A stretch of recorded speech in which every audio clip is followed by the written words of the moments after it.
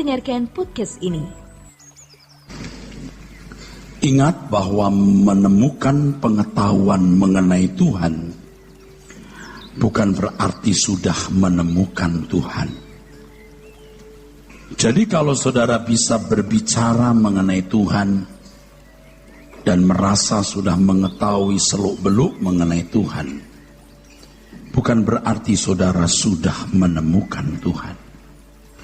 Menemukan Tuhan berarti memiliki hubungan interaksi konkret, hubungan timbal balik yang nyata, di mana melalui segala pengalaman hidup yang dialami, seseorang dijuruskan untuk hidup di dalam kesucian dan kesempurnaan. Jadi menemukan Tuhan berarti memiliki hubungan yang interaksi dengan Tuhan secara konkret melalui segala pengalaman hidup yang di dalamnya atau melaluinya Tuhan menjuruskan seseorang untuk mencapai kesucian Tuhan atau kesempurnaan. Inilah yang mestinya menjadi isi pokok inti dari kekristenan kita. Kesalahan dalam pelayanan gereja mengakibatkan banyak orang Kristen yang tidak menemukan Tuhan. Yang pertama, jika gereja menyelenggarakan kegiatannya hanya supaya gereja itu eksis, artinya gereja memiliki jemaat, memiliki aset sebagai sarana kegiatannya, memiliki biaya untuk memenuhi operasionalnya, dan bisa menjamin nafkah dari para pendeta atau rohaniwannya. Kalau gereja menyelenggarakan pelayanan hanya supaya eksis, pasti gereja itu akan menyalahgunakan wewenang rohani yang dimiliki. Akan sering menggunakan nama Tuhan untuk kepentingan pribadi dan kepentingan institusi atau lembaga gereja itu. Yang kedua, kesalahan gereja ketika gereja menyelenggarakan pelayanan supaya jemaat diberkati dalam bentuk pemenuhan kebutuhan jasmani, cukup dalam finansial, tubuh yang sehat, rumah tangga yang dirasa harmoni dan bahagia, anak-anak yang sukses, memiliki berbagai fasilitas dan terhormat. Kelihatannya sekilas ini benar, tetapi ini sebenarnya sebuah penyimpangan di mana jemaat diparkir di dunia, tidak dibawa terbang untuk menuju kemuliaan Allah. Dan tentu gereja-gereja seperti ini sangat diminati karena visinya sangat cocok dengan semangat zaman, bisa dikawinkan dengan semangat dunia, dan memang itulah yang dirasa sebagai kebutuhan. Harus diakui, gereja dalam jumlah yang sangat besar melakukan kesalahan ini. Dan itu menjadi penyebab utama atau kausalitas prima dari kegagalan jemaat menemukan Tuhan. Pasti yang penting jemaat datang ke gereja, jemaat bisa mendukung eksistensi keberadaan jalannya gereja itu, dan jemaat juga merasa sebagai konsumen yang dipuaskan oleh doa, harapan, dan janji yang disampaikan pelayannya lewat mimbar-mimbar gerejanya. Gereja sebagai produsen, jemaat sebagai konsumen. Dulu saya termasuk bagian dari kartel atau rezim ini.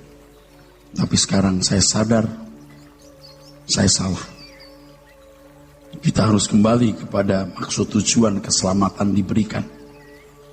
supaya setiap saudara bisa menemukan Tuhan. Ini proyeksinya. Bagaimana setiap saudara bisa menemukan Tuhan, yaitu mengalami sebuah hubungan interaksi konkret melalui berbagai pengalaman yang di dalamnya saudara dijuruskan untuk mencapai kesucian Allah atau kesempurnaan. Jadi kalaupun saudara tidak pernah memiliki pengalaman yang spektakuler, yang ajaib, seperti sembuh dari sakit, mendengar suara Tuhan, diangkat Tuhan hidup-hidup, atau naik ke surga, tidak pernah memiliki pengalaman yang spektakuler seperti itu, sama sekali tidak masalah. Sebab orang yang sembuh dari sakit kanker, tumor ganasnya, dan mengalami keajaiban-keajaiban lain, belum berarti sudah menemukan Tuhan secara ideal. Menemukan Tuhan secara ideal adalah ketika orang bisa berinteraksi melalui segala pengalaman hidup, dijuruskan Tuhan kepada kesucian Tuhan dan kesempurnaan, sehingga setiap pribadi memiliki kesaksian dalam batin bahwa Allahnya hidup. Di situ dia menemukan Tuhan. Allah yang benar adalah Allah yang agung. Proyeksi kehadirannya di tengah-tengah umat bukan sekedar memberi pertolongan dari segala masalah hidup. Jadi kalau orang berurusan dengan Tuhan, jangan karena membawa persoalan ekonomi semata-mata, persoalan sakit penyakit atau problem yang lain. Tuhan pasti menolong kita, tidak mungkin tidak, karena kita miliknya dan anak-anaknya. Jadi kalau kita sakit, ke dokter lah, berobatlah, ubah pola makan, pola hidupmu. Apalagi kalau sakit itu akibat kesalahanmu, malulah kalau minta mujizat. Sebab yang kamu tabur harus kamu tuai. Tapi kalau Anda tergerak untuk minta kesembuhan, silahkan. Kalau Anda ada problem ekonomi, berjuanglah, bekerjalah dengan rajin dan giat. Sebab sudah ada tatanannya, yang kamu tabur kamu tuai.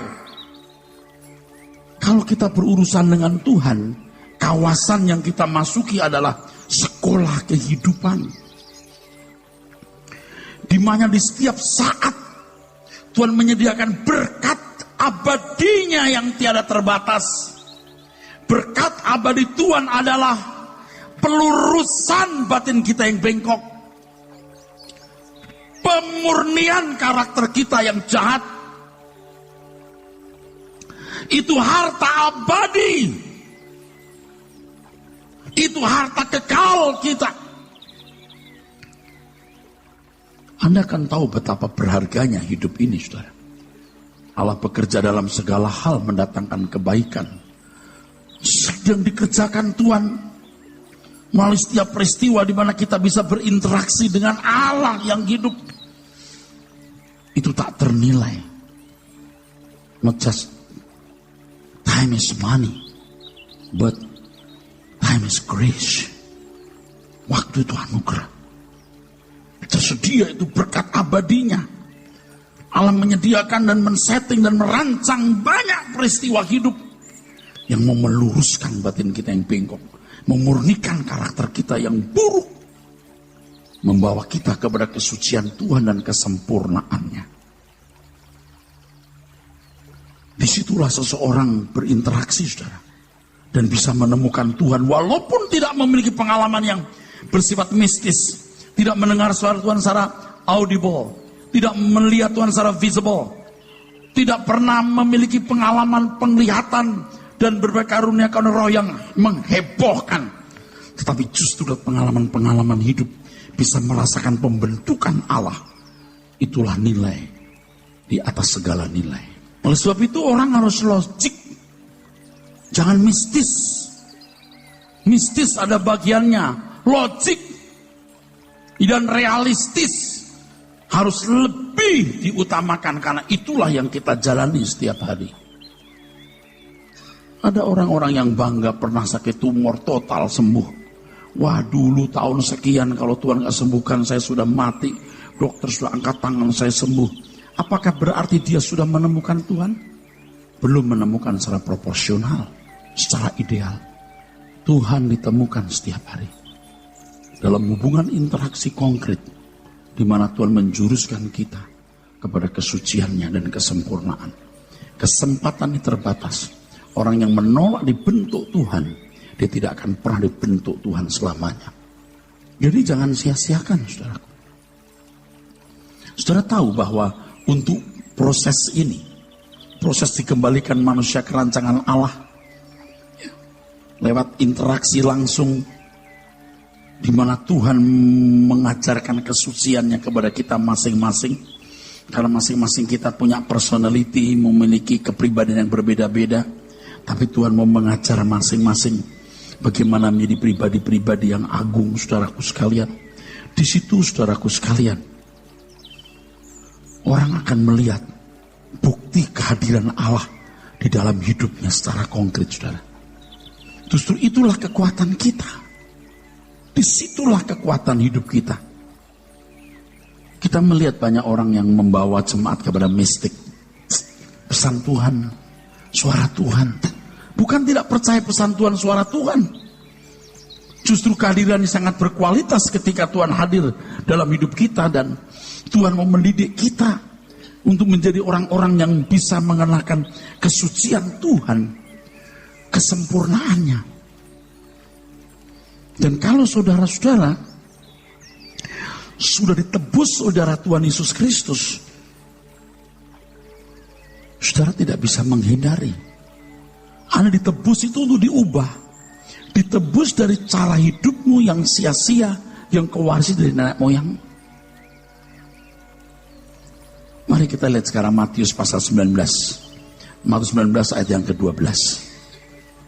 Matius 19 ayat yang ke-12, saudara-saudara sekalian. Ada orang yang tidak dapat kawin karena ia memang lahir demikian dari rahim ibunya. Dan ada orang yang dijadikan demikian oleh orang lain. Dan ada orang yang membuat dirinya demikian karena kemauannya sendiri oleh karena kerajaan surga. Oke. Tuhan menyatakan ada orang yang tidak menikah karena kerajaan surga. Dan Tuhan setuju. Tuhan menyetujui. Di sini kita menemukan satu pelajaran yang berharga.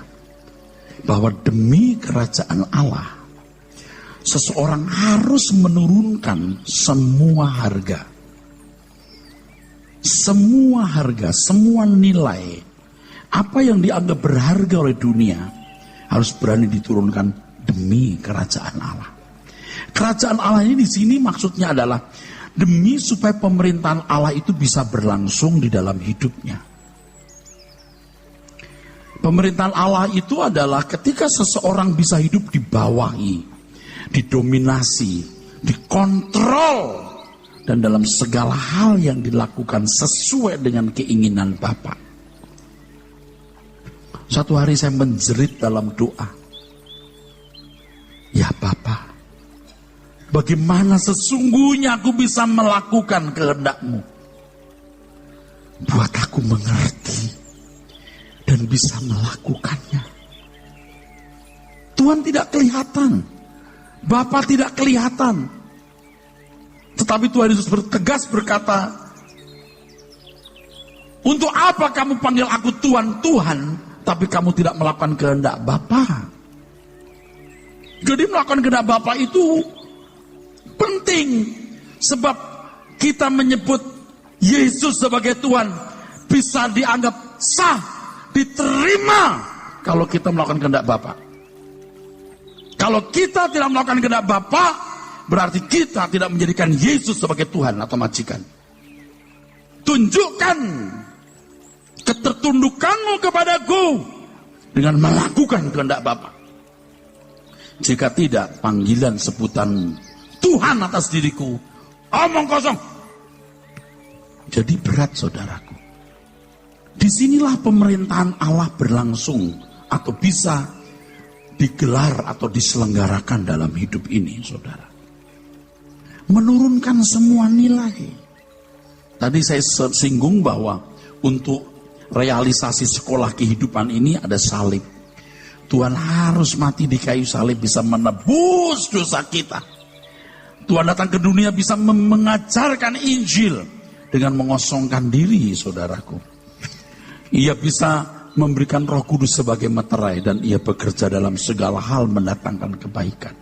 Mahal harganya. Kita pun juga harus membayar mahal. Lukas pasal yang ke-14 ayat 33. Barang siapa tidak melepaskan dirinya dari segala miliknya, ia tak dapat jadi muridku.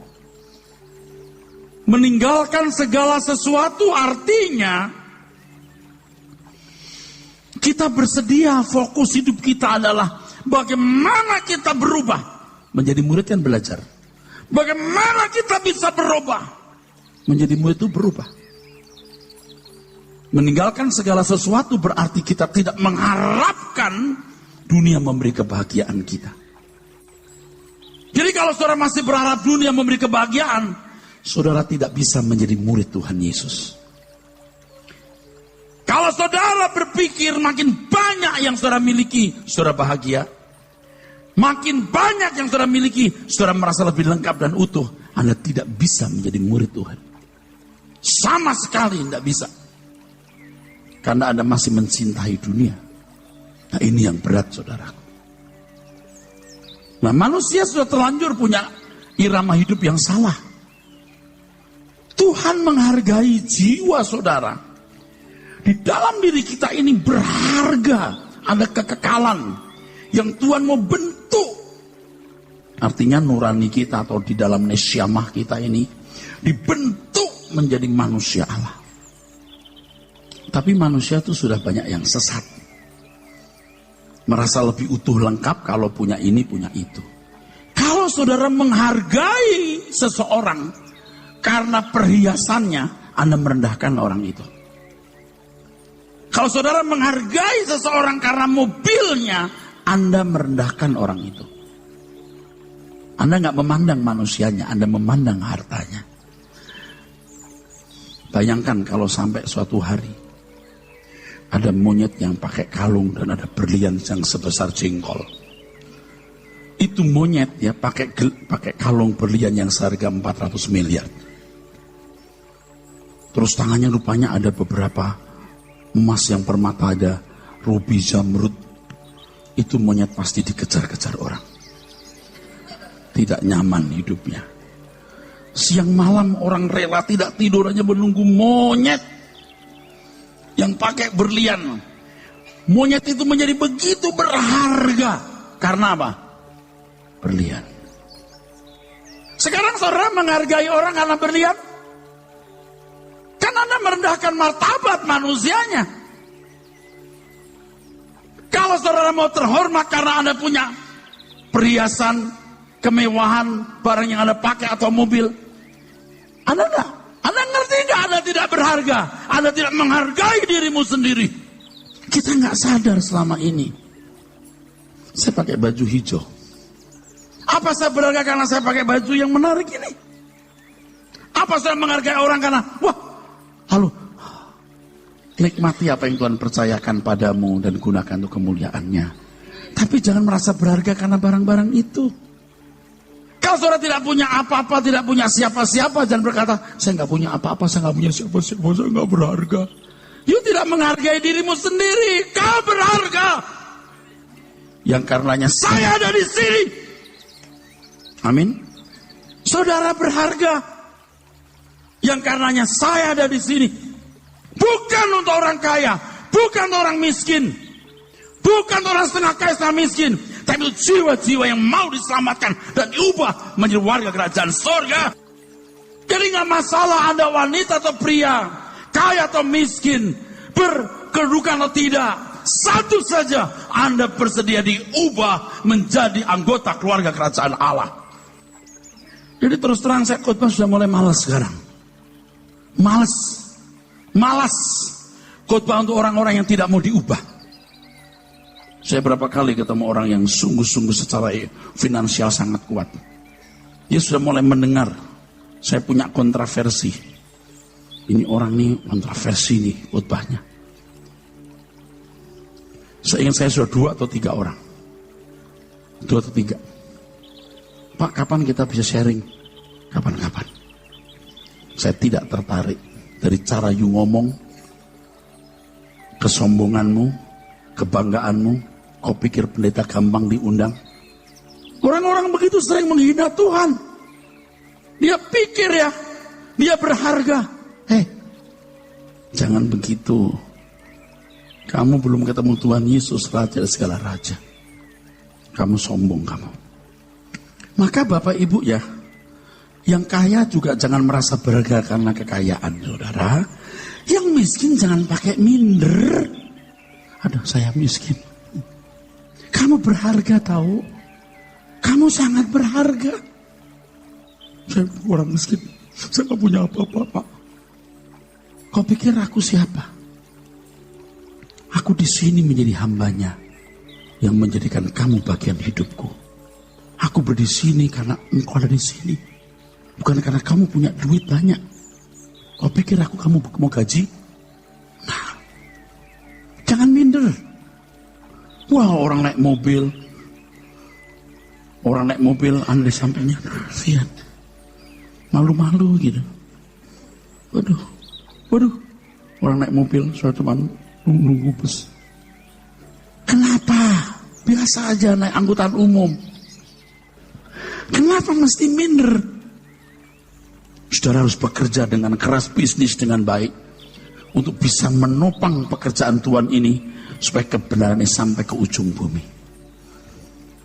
Tapi jangan saudara menjadi bodoh, memberi nilai diri, merasa berharga, bahagia, lengkap, utuh karena memiliki banyak.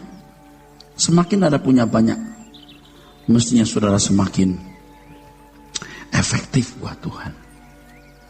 Orang percaya harus berani memberi nilai rendah, memberi harga murah apapun yang dunia anggap berharga. Kita sudah terlanjur rusak, saudara. Merubah mindset gak gampang, tapi kita harus berani. Manusia diperhadapkan kepada pilihan. Kita diperhadapkan kepada pilihan. Menikmati kerajaan dunia hari ini atau menikmati kerajaan Allah. Faktanya, hampir semua manusia, termasuk banyak orang Kristen, di dalamnya memilih menikmati dunia hari ini. Seakan-akan kesempatan hidup hanya di dunia sekali ini. Dia tidak mau mengerti bahwa hidup sesungguhnya yang dirancang Tuhan untuk kita nikmati, kita miliki, itu seberang langit biru. Di langit biru bumi baru nanti. Di langit baru bumi baru nanti. Bukan di sini. Di dunia kita hanya masuk sekolah kehidupan. Katakan amin. Sekolah kehidupan. Bukan untuk menikmati dunia hari ini. Kalau ada pelayan jemaat masih belum berubah dari cara berpikir yang keliru ini, pasti dia menggunakan kesempatan tersebut hanya untuk kepentingan dapat menikmati dunia. Banyak jemaat dan rohaniwan yang terjebak dalam kubangan kesalahan ini, tetapi mereka tidak merasa bersalah. Sah-sah saja. Apa salahnya hidup cara begini? Oh saudaraku, salah. Maka di sini pikiran sudah dibuka. Kita tidak mau menjadi gereja yang menyelenggarakan pelayanannya supaya eksis. Supaya jemaat datang kalau bisa tambah banyak. Saudara datang mau mendaftarkan diri sebagai anggota tetap boleh. Enggak, silahkan. Saudara mau gereja sini, silahkan. Besok mau pindah, pergilah.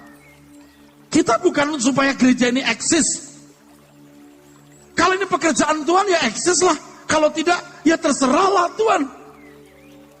Kalau kita cuma membela ini gereja, kita melakukan pelanggaran nanti, manipulasi dan menyalahgunakan wewenang rohani, menggunakan nama Tuhan untuk kepentingan lembaga, dalam ini institusi gereja apa pribadi. Melayani supaya jemaat diberkati, berlimpah-limpah. Rata-rata gereja begitu. Saudara, gereja nggak bisa nolong saudara, percaya deh. Nggak bisa. Gereja itu menuntun saudara untuk tiap hari berjalan dengan Tuhan, ketemu Tuhan. Kalau Anda tidak nurut yang saya ngomong ini, 10 tahun lagi Anda nggak beda jauh dari ini. Cuman lebih tua aja. Tambah peyot. Tapi watakmu cuman dewasa secara mental, tapi tidak menunjukkan kodrat ilahi. Saudara masih bersama saya? Saudara mau berubah nggak? Kalau nggak saya males. Anda ngerti kan maksud saya? Yuk kita berubah, amin. Ini sekolah kehidupan, saudaraku. Dan Tuhan Yesus mati di kayu salib supaya sekolah kehidupan ini bisa terrealisir, terwujud.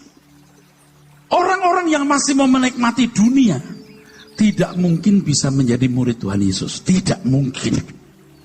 Kalau selama ini banyak gereja membuat tenang orang-orang seperti ini, Anda tidak akan dibuat tenang. Nggak akan.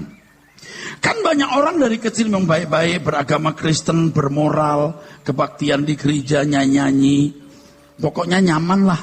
Diberkati Tuhan, dilindungi nanti kalau mati masuk surga.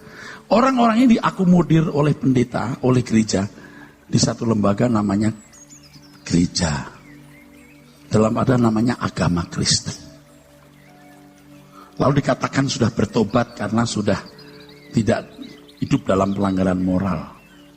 So tahu nggak si bungsu, anak yang terhilang, ketika bertobat berkata, aku tidak layak jadi anak Bapak, biarlah aku jadi orang upahan saja. Itu pertobatan yang benar, tidak berak mengklaim, bersedia hidup dalam dominasi, bersedia hidup di dalam pengawasan, kontrol, kendali, dan subordinasi bapaknya. Itu baru benar. Nah, banyak orang merasa sudah bertobat karena sudah tidak lagi di luar gereja, di dalam gereja. Sudah jadi orang baik-baik. Tapi kalau Anda belum hidup dalam pemerintahan Allah, you masih pemberontak. Anda masih memberontak. Jangan merasa sudah bertobat. Belum. You masih di luar wilayah kerajaan surga. Karena kau masih memiliki dirimu sendiri. Jadi kisah anak yang terhilang di Lukas pasal 15 ayat 11 sampai 32. Yang terhilang itu dua. Satu, si bungsu hilang di luar kandang. Si sulung hilang di dalam kandang. Adiknya pulang, si sulung gak mau masuk rumah. Budak atau hambanya dari keluarga itu memberitahu. Waktu ditanya, ada apa ini? Kok rame-rame? Pesta-pesta? Oh Tuhan, ini adik Tuhan pulang. Diam! Enggak Tuhan, Papa senang banget. Diam! Bener Pak, swear. Ayanda bahagia banget. Karena adik Tuhan pulang. Yuk Tuhan masuk. Enggak. Kasih tahu Papa. Gua gak mau masuk. Gua unjuk perasaan. Dia demo. Bapaknya yang keluar. Bikin malu gak saudara? Selama ini sama-sama dengan orang tua. Apa gak bisa menerima ketularan, menerima transfer impartasi spiritnya? Kok gak nyambung? Mestinya kan segairah, satu spirit. Itu berarti si sulung punya dunia sendiri. Jangan orang ke gereja punya dunia sendiri. Proyeksinya beda dengan proyeksi Bapak di sorga. Anda ngerti gak saya ngomong apa? Berarti belum bertobat.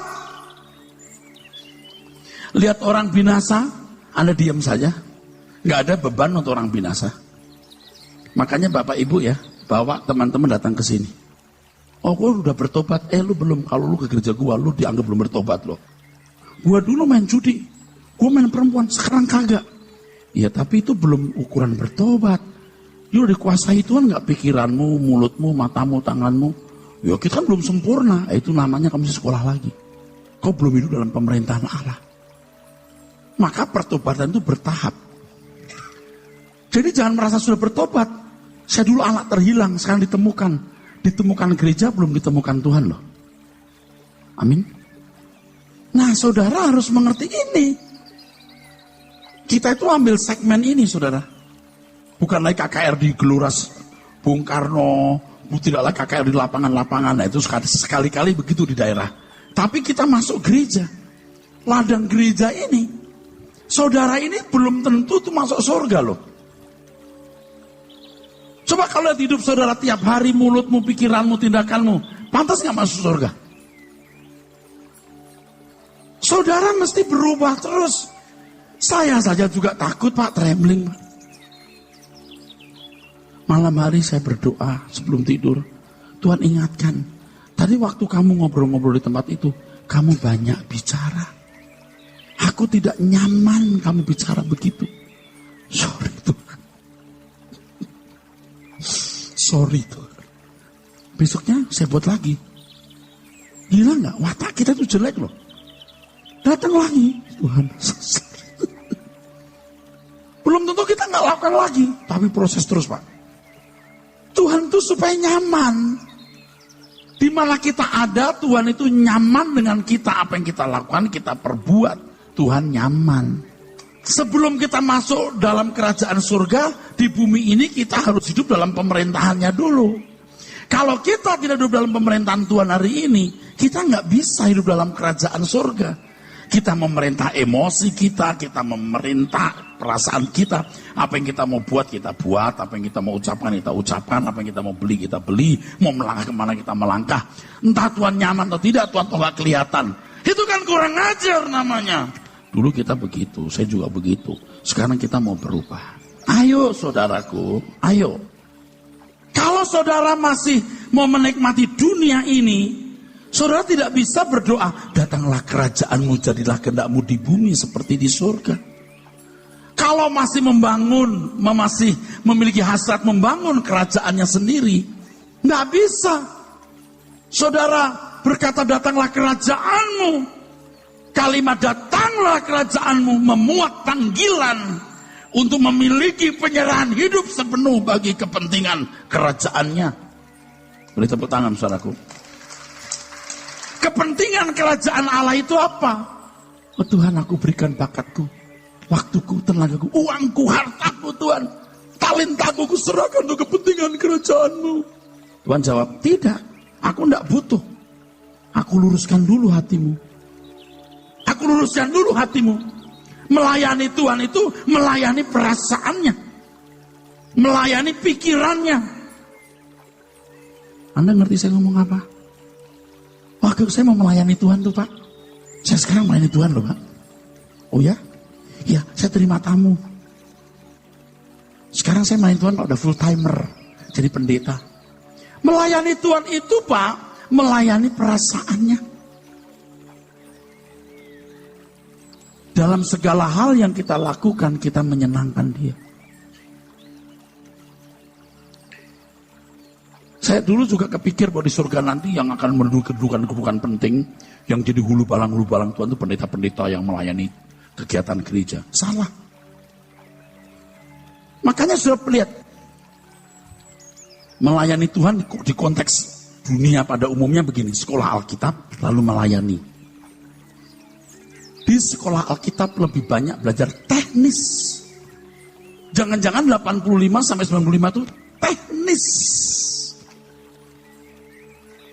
Makanya Anda tahu nggak, terbangun satu kartel atau rezim dari sinode wilayah gereja lokal. Jadi kartel atau rezim di situ. Yang tadi saya katakan gereja melakukan 2 kesalahan itu. Kita harus bergerak, berubah. Jangan bikin kartel. Karena mempertahankan gereja dalam gereja lokal, mempertahankan gereja dalam wilayah, dan mempertahankan sinode. Kita membela siapa ini? Saudara ngerti gak saya ngomong apa ini? Saudara harus melayani perasaan Tuhan. Lebih lengkapnya sebenarnya melayani Bapak, melakukan kehendak Bapak. Nih begini saudara. Coba Edo ke sini. Kalau saya Tuhan Yesus bilang gini, Edo sini Do, sini beri sini Edo. Aku menebus kamu. Kamu milikku. Kamu nggak milikmu sendiri ya. Kau kumiliki. Aku mau memakai tubuh ini. Menyenangkan Bapak di surga. Oh boleh, silahkan Tuhan. Oh nggak bisa. Itu nggak bisa otomatis. Kau robah dulu pikiranmu. Kau belajar firman dari Erastus. Tapi dia cuma peran 1% tuh. 99% kamu tiap hari ku didik. Lewat semua peristiwa ku didik. Ku bersihkan pikiranmu. Ku masuki engkau. Sehingga engkau bisa berkata, hidupku bukan aku lagi. Baru engkau memuaskan Bapakku. Karena engkau baru bisa berbuat seperti aku berbuat 2000 tahun yang lalu. Makananku melakukan kehendak Bapa, menyelesaikan pekerjaannya. Amin. Anda ngerti ngomong saya ini? Jadi kalau saudara percaya Tuhan Yesus, yuk kehilangan hidup. Tidak boleh menikmati dunia lagi. Wah, percuma dong Pak, kita kerja cari duit. Loh, harus kerja cari duit. Kau mau sekolahkan anakmu, mau punya rumah enak juga kan? Nggak salah. Tapi ingat, semua dalam kontrol kendali Tuhan. Tak layak ku berhak miliki diriku. Hidup hanya untuk kesenanganku. Selamanya kau Tuhan, ku umat tebusan. Hidup hanya untuk kepentinganmu. Tak layak ku berhak miliki diriku. Hidup hanya untuk kesenanganku. Selamanya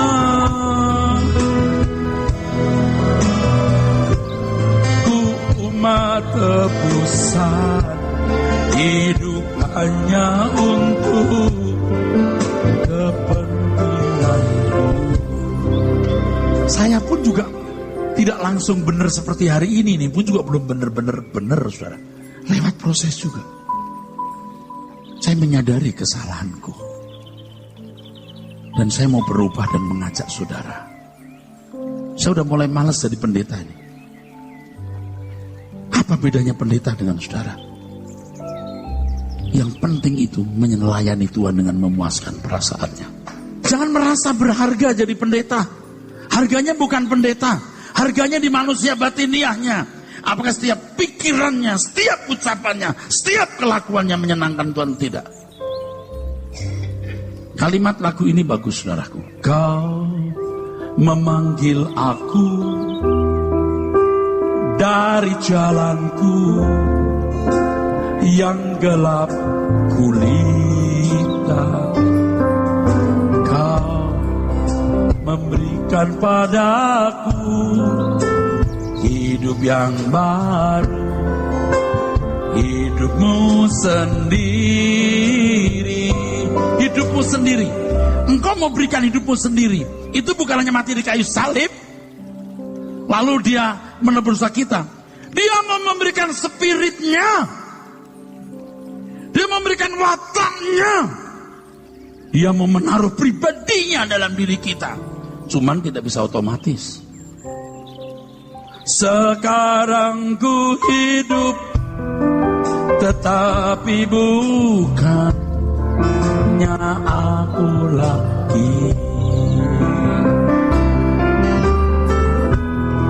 Tak layak ku berhak miliki diriku.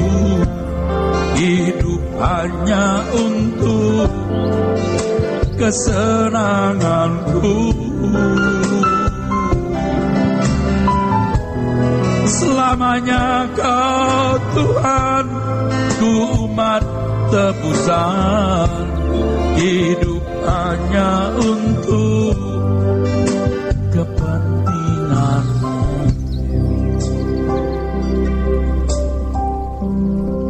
Susah ya saudara menjelaskan ke orang yang tidak memahami. Bayangkan waktu Nuh membuat bahtera dan berkata, hei, akan ada hujan besar. Dunia ini akan tenggelamkan air bah. Hanya bahtera ini yang bisa membuat kita selamat. Ada binatang-binatang yang sepasang akan masuk dan ada yang lain 7 pasang.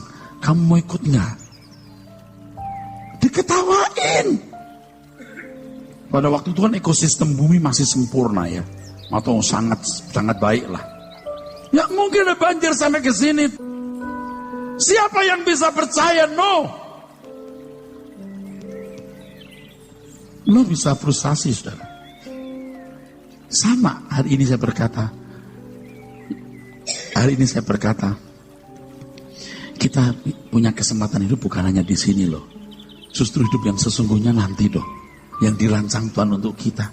Bukan sekarang. Jangan menikmati hidup sekarang ini dengan cara seperti anak dunia. Langit bumi akan hancur. Dan ke depan waktu tidak terprediksi perubahan-perubahannya. Ayo kita cepat-cepat berbenah. Orang bilang, hehehe. Cuma gak ngomong, kan di Alkitab ada kan, jadi, oh. Yang dia bilang ini, nanti. Tidak hari ini, ditunda.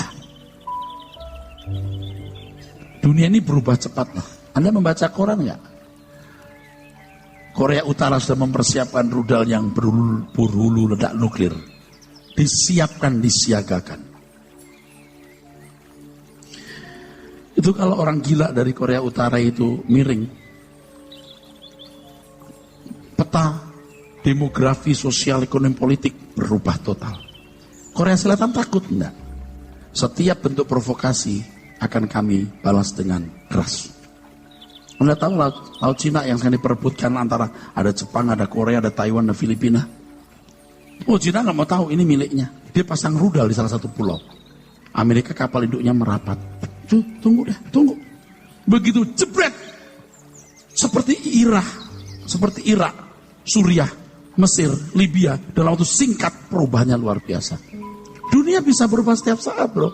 Saya bukan ngancam.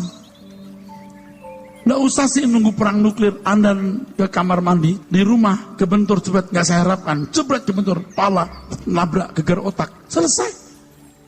Kok nggak takut sama Tuhan? Sorry.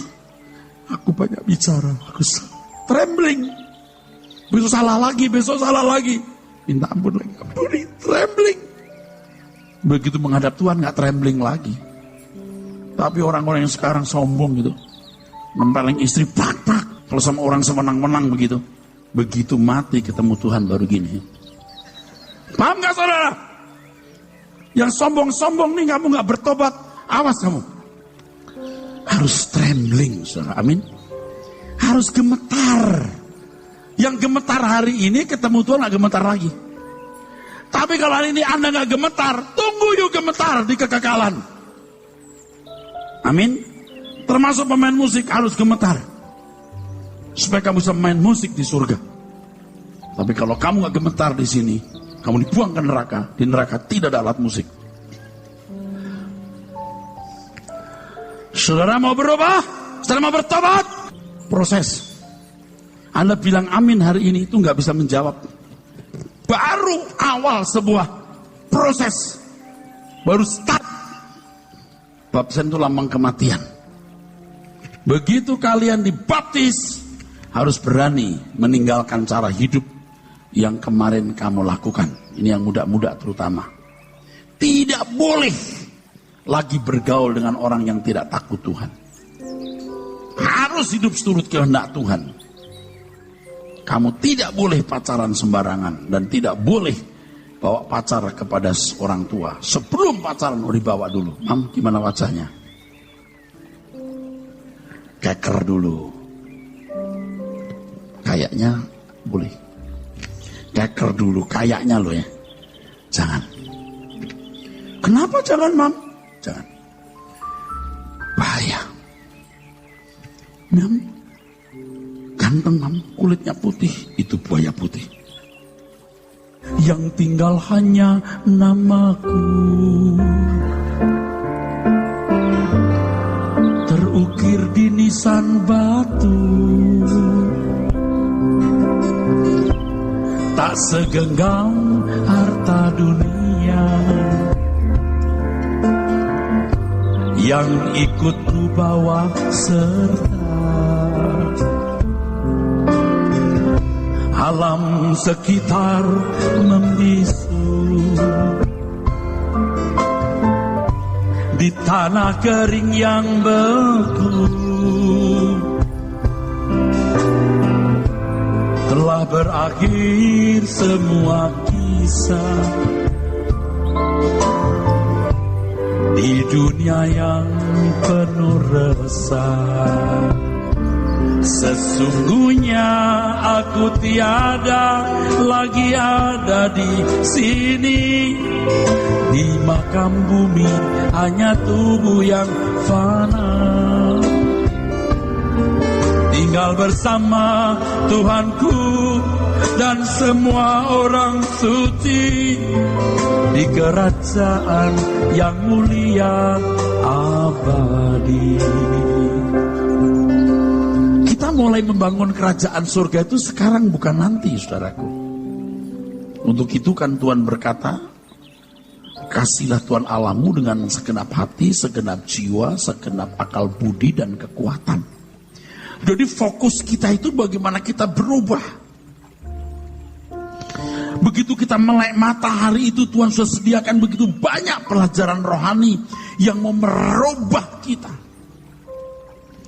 Tuhan berkata, barang siapa tidak rela kehilangan nyawa, dia malah kehilangan.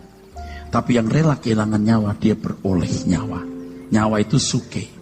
Di dalamnya ada pikiran, perasaan, kehendak. Di api neraka itu gak ada suke, saudara. Tidak ada kehidupan di api kekal itu, gak ada kehidupan. Kehidupan yang sempurna yang Allah ciptakan seperti ini akan ada di dalam kerajaannya. Kita akan kembali mengeksplorasi musik, seni, keindahan, makan, minum secara fisik seperti bumi ini. Hanya tidak ada dosa. Betapa hebatnya itu. Ada dinamika hidup yang sangat sempurna.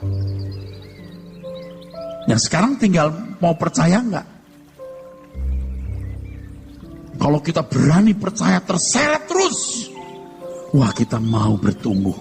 Rela apapun. Rela apapun.